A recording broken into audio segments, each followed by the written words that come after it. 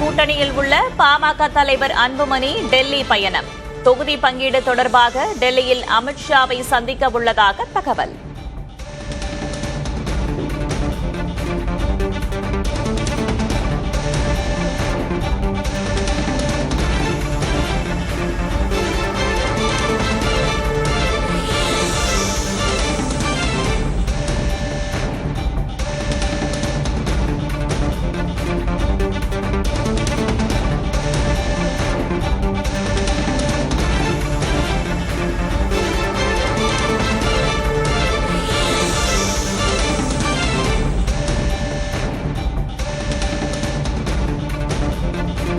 அதிமுக பொதுச் செயலர் எடப்பாடி பழனிசாமி நேற்று இரவு அமித்ஷாவை சந்தித்திருந்தார். எடப்பாடி பழனிசாமி சென்னைக்கு திரும்பும் நிலையில் இன்று டெல்லி புறப்பட்டு செல்கிறார் அன்புமணி.